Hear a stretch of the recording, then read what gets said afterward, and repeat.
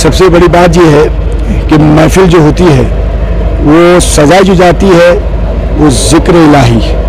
सबसे बड़ी बात ये है कि महफिल में ज़िक्र इलाही होता है, अल्लाह उसके रसूल का ज़िक्र होता है, अहले बैत का ज़िक्र होता है। जब तक आप ज़िक्र नहीं करेंगे तो अल्लाह आपकी फ़िक्र नहीं करेगा। ज़िक्र ज़रूरी है, फ़िक्र खुद ही स्टार्ट हो जाता है। ये चाहने वाले मानने वालों के लिए महफिल है और इससे हमें ये सबक मिलता है कि महफिल के अंदर जब इंसान बेखुद हो जाता है उसका मतलब ये होता है कि वो ज़िक्र इलाही में मसरूफ़ हो गया।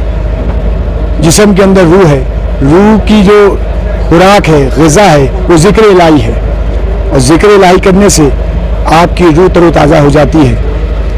और इंसान की खुराक जिस्म है, जिस्म आपको बढ़ाना है तो खुराक कीजिए। अल्लाह ने नबी को अता किया, नबी ने अली को अता किया, अली ने सारे वलियों को अता किया है।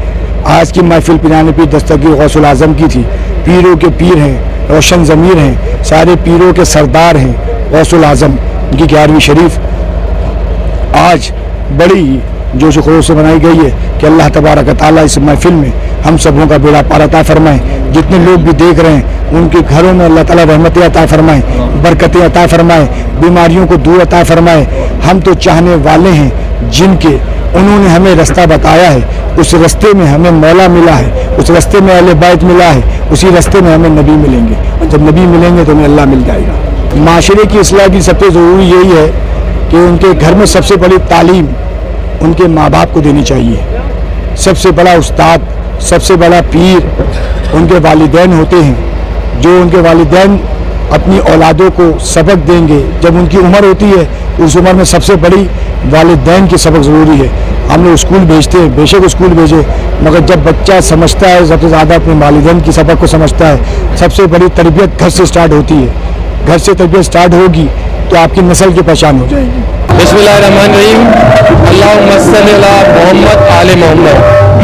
हम इस वक्त मौजूद हैं मरहूम पीर गुलाम मुर्तज़ा कादरी चिश्ती रहमतुल्लाह के मज़ार पे और उनके बेटे सज्जाद नशीं पीर नौशाद कादरी साहब ने आज इंतहाई खूबसूरत महफिल समा सजाई है यहाँ पर उनके मज़ार पे। और चाहे रब्बुल अव्वल हो, मुहर्रम हो, 11वीं शरीफ हो, इस तरह के जितने भी हमारे मजहबी दिन आते हैं उन पर ये महफिलें सजाते हैं और जिन पे हम उनको खराज तहसील भी पेश करते हैं। इस तरह आपने देखा है बड़ी तादाद में लोग मौजूद हैं और यहाँ पर इस महफिल समा से लुत्फ़अंदोज़ हो रहे हैं। नबी करीम सल्लल्लाहु अलैहि वसल्लम और उनकी आल को याद कर रहे हैं, उनका ज़िक्र व अफ़कार कर रहे हैं। तो इस तरह की महफिलें सजाने के ऊपर अल्लाह पाक पीर गुलाम मुर्तज़ा कादरी साहब की कब्र को रोशन करे और उनके बेटे पीर नौशाद कादरी साहब को जज़ाए खैर दे और हम सबको इस तरह की महफिलें सजाने का और उनमें शिरकत करने का शर्फ हासिल करें, अता फरमाए। आमीन।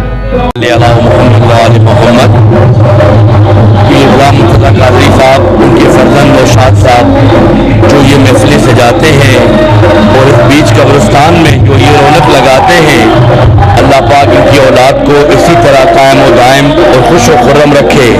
इसी तरह महफिलें सजती रहें, 11वीं की हो, रबीउल अव्वल की हो, ये बड़ी बड़ी महफिलें जितनी भी हैं, अल्लाह पाक इन फ़कीरों की औलादों को खुश रखे, आबाद रखे।